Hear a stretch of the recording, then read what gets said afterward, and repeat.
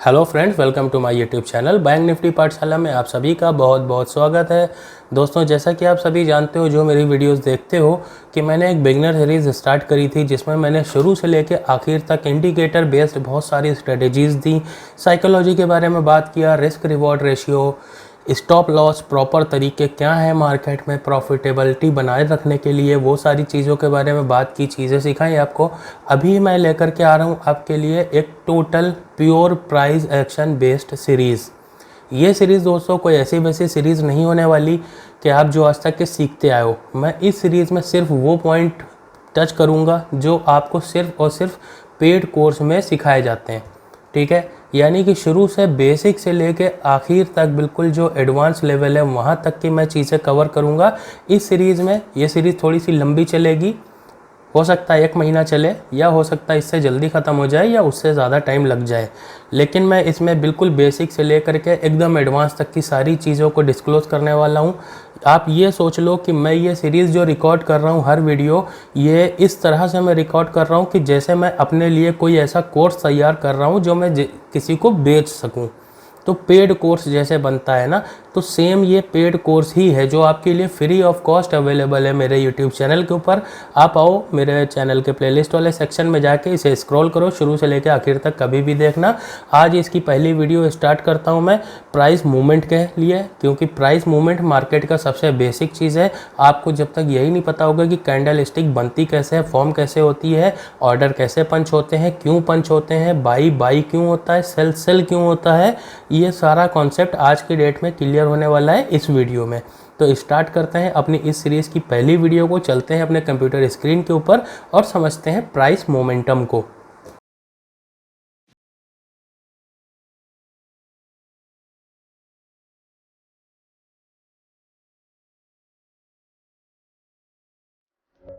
तो दोस्तों, जैसा कि देख सकते हो, आ चुके हैं हम लोग अपने लैपटॉप की स्क्रीन के ऊपर, और यहाँ पर आप देखेंगे कि प्राइस में ऑर्डर पंचिंग जो होती है या फिर प्राइस में मूवमेंट जो होती है वो किस तरह से होती है। देखो, जब भी आप कोई भी चीज़ बाई करते हो ना, यहाँ पर चाहे कोई शेयर हो या कोई ऑप्शन हो, जब आप बाई करते हो तो कोई ना कोई उसको सेल ज़रूर कर रहा होता है। अगर कोई सेलर मौजूद नहीं होगा तो आपका बाइंग का ऑर्डर जो है ना वो लगेगा ही नहीं। और इसी तरह से आप अगर कुछ सेल कर रहे हो तो कोई ना कोई उसे बाई ज़रूर कर रहा है। ब्रोकर का काम होता है बीच में बायर और सेलर को मिलाना।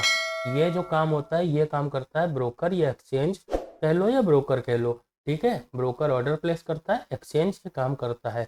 तो यहाँ पर एक एग्जांपल से हम लोग समझेंगे, जैसे कि मान के चलो कि एक स्टॉक है जिसका नाम है XYZ। अब वो जो सा भी स्टॉक हो, इसका प्राइस का रेट जो है ना वो है यहाँ पर 500 रुपये का। तो अब ये 500 रुपये का जो प्राइस का रेट है ना, इसमें मूवमेंट कैसे आएगी, ये 501 कैसे बनेगा, 499 कैसे आएगा। यानी जो फ्लक्चुएशंस होती हैं, तो ये फ्लक्चुएशंस किस तरह से मार्केट में प्राइस में आती हैं, चाहे ये इंडेक्स हो चाहे आपका ये स्टॉक हो। बेसिकली हम लोग एक स्टॉक का और यहाँ पर ऑप्शन लेकर के सीख रहे हैं। तो 500 रुपये प्राइस है। अब आपने यहाँ पर 500 रुपये को ख़रीदने के लिए एक ऑर्डर लगाया है। ऑर्डर जब भी आप देखोगे, ऑर्डर लगाने के दो तरीके होते हैं। या तो आप मार्केट रेट पे ऑर्डर लगा दो या अपना प्राइस डाल के ऑर्डर लगाओ। जब आप अपना प्राइस डाल करके ऑर्डर लगाओगे तो उस प्राइस रेंज के ऊपर जब मार्केट आएगा तो ऑर्डर पंच होगा। अब वो कैसे आएगा वो आपको इस कॉन्सेप्ट में समझ में आ जाएगा। और अगर आप 500 रुपये पर डायरेक्टली मार्केट के भाव पर आप देखते हो, अगर कि ऑर्डर लगा देते हो, तो आपका कहीं पर भी बाई होता है, कभी 501 पर भी होता है, कभी 502 पर भी होता है। तो ऐसा क्यों होता है, तो वो चीज़ हम लोग सीखेंगे कि यहाँ पर प्राइस में मूवमेंट इस तरह से क्यों होता है। मान के चलो आपने यहाँ पर एक बाई का ऑर्डर लगाया जो था 500 रुपये के भाव पर। अभी यहाँ पर 500 रुपये का भाव का ऑर्डर आपका बाई तभी होगा जब कोई सामने से इसे 500 रुपये में बेच रहा हो, ठीक है। लेकिन मान के चलो कि अगर कोई 501 रुपये का सेलर है, ठीक है, यहाँ पर कोई 501 रुपये का कोई सेल करने को तैयार है, तो ये 501 रुपये में आपका बाई कैसे होगा। अगर यहाँ पर इसकी क्वांटिटी मान के चलो कि 100 है, ठीक है, तो आपने यहाँ पर क्वांटिटी लगाई है 10, तो आपकी क्वांटिटी कम है। तो यहाँ पर आपकी 10 क्वांटिटी 501 रुपये के भाव में खरीद हो जाएगी। जब भी आप 500 रुपये का ऑर्डर खरीदोगे तो जा करके देखना वो 1 रुपया ऊपर ही खरीदे होगा। तो इस तरह से यहाँ पर बाइंग होती है। अब यहाँ पर अगर क्वांटिटी सेलर की ज़्यादा है, या फिर आपने यहाँ पर मान लो कि 500 रुपये के भाव पे जो ऑर्डर लगाया था उसमें आपकी क्वांटिटी यहाँ पर थी करीब 100, और सामने जो सेलर बैठा है वो 501 रुपये पे बेचने को बैठा है, वो 500 रुपये पे नहीं बेच रहा है। तो यहाँ पर इसके पास जो क्वांटिटी है वो है मात्र 10, तो ये ऑर्डर पंच नहीं होगा, क्योंकि आपकी क्वांटिटी ज़्यादा है उसकी क्वांटिटी कम है। या तो फिर इसका प्राइस 499 होता या 500 रुपये होता, तो इसकी 10 क्वांटिटी आप में यहाँ पर कट करके ऐड हो जाती, बाकी क्वांटिटी किसी और सेलर से यहाँ पर ऐड करी जाती। ये होता है एक्सचेंज का काम, ऑर्डर के ट्रांजैक्शन को कंप्लीट करना।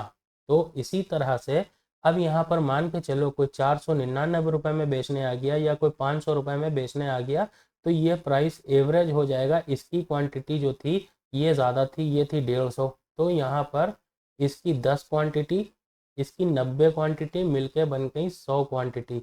ये 500 में बेच रहा है, ये 501 में बेच रहा, तो एवरेज प्राइस यहाँ पर क्या निकल के आया, 500 रुपये 50 पैसे। तो यहाँ पर आपका जो 100 क्वांटिटी बाई होगी ना वो होगी 500 रुपये 50 पैसे में। ठीक है, ये एवरेज प्राइस हो गया। तो ये जो प्राइस एवरेजिंग और किस तरह से बाइंग और सेलिंग होती है ऑर्डर ट्रांजैक्शन जब होते हैं, तो ये आपकी समझ में आ गया होगा, बेसिक चीज़ है बिल्कुल ये। तो अब इसका चार्ट से हमें क्या मतलब है, हम क्यों सीख रहे हैं ये जानेंगे। देखो, मान के चलो कि आपने ये चार्ट है एक स्टॉक का, यहाँ पर इसका रेट था 100 रुपये, ठीक है, फिर ये ऊपर गया 200 रुपये, सॉरी फॉर द राइटिंग, फिर जाएगा ये 300 रुपये। तो ये कैसे जाएगा, तो ये जो 100 रुपये से लेकर 200 रुपये तक का सफ़र होगा, ये एक एक रुपये करके 2-2 रुपये करके ही तो तय होगा। तो जब यहाँ पर आपने 100 रुपये की क्वांटिटी बाइंग के लिए लगाई, किसी ने 101 रुपये में बेचा, इसकी क्वांटिटी ज़्यादा थी, तो मार्केट का प्राइस कहाँ पहुँच जाएगा, 101 रुपये, क्योंकि आपका ऑर्डर जो पंच हुआ वो इस भाव पे पंच हुआ, फ़ौरन 101। अब 101 से प्राइस यहाँ पर कोई बेचने आया है, फिर से कोई नया सेलर आया है जो बेचने को तैयार है यहाँ पर, या कोई बाइंग ऑर्डर लगा है आकर के 103 रुपये का, ठीक है, ये बाइंग ऑर्डर लग गया है, और यहाँ पर कोई सेलर तैयार हो गया है 103 रुपये में बेचने को अपनी क्वांटिटी। तो जब ये ट्रांजैक्शन कंप्लीट हो जाएगा तो आपको चार्ट के ऊपर प्राइस 102 रुपये या 101 रुपये से सीधे 103 रुपये के ऊपर आती हुई दिखाई देगी। अब इसी तरह से यहाँ पर कोई सेल कर रहा है जो कि 400, सॉरी, यहाँ पर कोई नीचे से इसको ख़रीद करके लाया था, अब ये इसे बेचना चाहता है, भले ये 500 रुपये में बेचना चाह रहा हो या 100 रुपये में, 100 रुपये का ही एग्जांपल पकड़ते हैं, 100 रुपये में ये बेचना चाह रहा है यहाँ पर, लेकिन अब ऐसे में मजबूरी ये है कि प्राइस 100 रुपये में आ नहीं रही है, प्राइस चल रही है 101 102 रुपये के आसपास। अब यहाँ के ऊपर कुछ सेलर है जो सेल करने को तैयार तो है, लेकिन कोई बायर ही नहीं है यहाँ पर, तो इसका सेल का ऑर्डर कैसे पंच होगा। कोई यहाँ पर बायर आएगा जब वो ऑर्डर लगाएगा ना 99 रुपीज़ में, और 99 रुपीज़ प्राइस यानी डाउन जाने लगेगी, तब ये देखेगा यार प्राइस तो लगातार डाउन जा रही है, चलो निकाल दो, कहीं ऐसा ना हो कि ये 95 और 90 चली जाए, तो ये 99 में बेचने को एग्री कर जाएगा। जब ये एग्री कर जाएगा तो ये 99 का ट्रांजैक्शन कंप्लीट हो जाएगा। जब ये कंप्लीट हो जाएगा तो स्टॉक का प्राइस 102 और 103 से डायरेक्ट गिर के 99 रुपीज़ में आ जाएगा। तो ये ट्रांजैक्शन हम लोग क्यों समझ रहे हैं, बेसिक इसका यही है कि जो कैंडल बनती है, कैंडल का जो फॉर्मेशन होता है ना, ऊपर नीचे रेट ऊपर नीचे, ये इसी तरह से होता है कि हर टाइम ट्रांजैक्शन हो रहे होते हैं। अगर मार्केट में प्राइस ऐसे चल के जा रही है तो ये समझ लो यहाँ ट्रांजैक्शन हो रही है, यहाँ हो रही है, यहाँ हो रही है, यहाँ हो रही है, हर एक जगह पे ट्रांजैक्शन हो रही है, तभी प्राइस ऊपर बढ़ती जा रही है, बढ़ती जा रही है। अब यहाँ पर सेलिंग ज़्यादा बढ़ी है, इस वजह से प्राइस नीचे थोड़ी आई है, फिर उसके बाद बाइंग चालू हुई, प्राइस ऊपर जाना शुरू, ये देखो ट्रांजैक्शन। अब यहाँ पर सेलर्स की क्वांटिटी हैवी हो रही है, इस वजह से यहाँ पर मार्केट थोड़ी डाउन आई, फिर से यहाँ बाइंग चालू हुई, ट्रांजैक्शन लगातार मार्केट में होते जा रहे हैं, तभी मार्केट की प्राइस फ्लक्चुएट करती हुई चल रही है। वरना अगर कोई ऑर्डर नहीं लगेगा मार्केट में, मान के चलो ऐसे में एक सिचुएशन आ जाती है स्टॉक मार्केट में, आप लोगों ने देखा होगा कि डोजी वन की यहाँ पर रुकी हुई है मार्केट, या एक पर्टिकुलर पॉइंट पर रुक गई है मार्केट, ना ऊपर जा रही है ना नीचे आ रही है, उसी रेट में फ्लक्चुएट कर रही है। तो ऐसी सिचुएशन में क्या होता है, ऐसी सिचुएशन में ऑर्डर बाइंग और सेलिंग के नहीं होते हैं। जब मार्केट में ऑर्डर नहीं होते हैं तो मार्केट में प्राइस एक जगह रुक जाती है। ऐसा नहीं है कि लोग यहाँ पर बाई नहीं कर रहे हैं, लोग यहाँ पर सेल नहीं कर रहे हैं, बिल्कुल कर रहे हैं, लोगों के प्राइस मैच नहीं हो रहे हैं। कोई यहाँ पे 100 रुपए का खरीदने को तैयार है तो कोई यहाँ पर 110 रुपए से नीचे बेचने को तैयार नहीं है। तो जब इस तरह की सिचुएशन आ जाती है तो मार्केट में बिल्कुल सन्नाटा हो जाता है, बिल्कुल एक पर्टिकुलर प्राइस पे प्राइस अटक जाती है। तो अब ये सब सीखने का मकसद हमारा ये था कि मार्केट में हम लोग क्या करते हैं कि यही जो पॉइंट्स होते हैं, अब चार्ट के ऊपर देख लेते हैं, यही जो पॉइंट्स होते हैं, जो पॉइंट्स मार्केट में बाइंग और सेलिंग के कराते हैं। अब यहाँ पर ट्रांजैक्शन हुई, यहाँ पर ट्रांजैक्शन हुई, ठीक है। अब इसी तरह से ये देख लो यहाँ पर ट्रांजैक्शन हुई। अब जब सब ट्रांजैक्शन होती हुई चल रही है मार्केट, अब वो पर्टिकुलर पॉइंट यानी प्रीवियस डेटा हम लोग जब देखते हैं कि पहले यानी प्रीवियस में कि हमारे प्राइस के कौन से वो पॉइंट हैं जहाँ पर बाइंग और सेलिंग के ऑर्डर सबसे ज़्यादा प्लेस हुए हैं, वो जगह वो एरिया ढूंढते हैं जहाँ पर बाइंग और सेलिंग के ऑर्डर सबसे ज़्यादा लगाए गए हैं। जहाँ पर सबसे ज़्यादा ऑर्डर लगाए गए होंगे, जहाँ पर से बाइंग स्टार्ट हुई होगी, उस एरिया को हम लोग कंसिडर कर लेते हैं सपोर्ट, या तो फिर अपनी डिमांड जोन कह लो, सपोर्ट, ठीक है।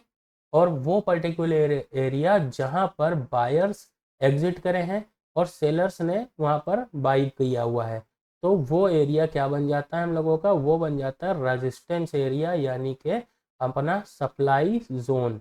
तो इस तरीके से आइडेंटिफाई जो करते हैं ना हम लोग सप्लाई जोन और डिमांड जोन, या तो फिर सपोर्ट और रेजिस्टेंस, उसका बेस यही होता है कि जो प्रीवियस पॉइंट है, हमारे प्रीवियस ट्रांजैक्शन के पॉइंट हैं, उन पॉइंट्स में हम लोग देखते हैं कि सबसे ज़्यादा किस पॉइंट पर बाइंग और सेलिंग हुई है, और उन पॉइंट्स को एक लाइन में मिलाने की कोशिश करते हैं। जब वो एक लाइन में मिल जाते हैं तो वही हमारा सपोर्ट और रेजिस्टेंस की तरह काम करता है। तो बेसिक ये चीज़ होती है एक प्राइस के मूवमेंट के करने की। तो बेसिकली ये सारा जो चीज़ मैंने अभी आपको बताया है, इतना ये सब कुछ एक बेसिक नॉलेज है प्राइस एक्शन मूवमेंट की। इसी तरह से कैंडल फॉर्मेशन होती है, इसी तरह से सपोर्ट और रेजिस्टेंस बनते हैं।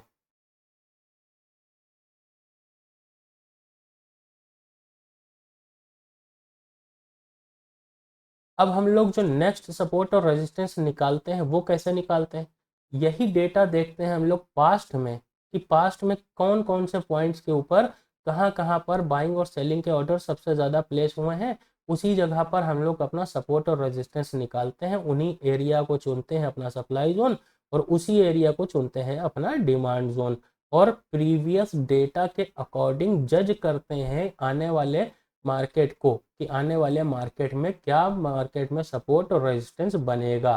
तो ये प्रीवियस डेटा के आधार पर तय किया जाता है कि वो पॉइंट्स जहाँ पर ट्रांजैक्शन हुई है सबसे ज़्यादा बार। इसीलिए कहते हैं कैंडल स्टिक क्या है, कैंडल स्टिक इसी प्राइस यानी ट्रांजैक्शन का रिफ्लेक्शन होता है, यानी कि ये रिफ्लेक्ट करता है ट्रांजैक्शन को, जहाँ पर सबसे ज़्यादा ट्रांजैक्शन हुई है उसे ये रिफ्लेक्ट करेगा। अगर सेलिंग हुई है तो रेड कैंडल में, और अगर बाइंग हुई है तो ग्रीन कैंडल में। तो ये है बेसिक नॉलेज आपके प्राइस मूवमेंट की। आई होप ये वीडियो आपको समझ में आई हो, और अगर ना समझ में आई हो तो एक बार फिर से ये रिपीट करके देख लेना, क्योंकि बहुत ही आसान भाषा में मैंने समझाने की कोशिश करी है आप सभी को।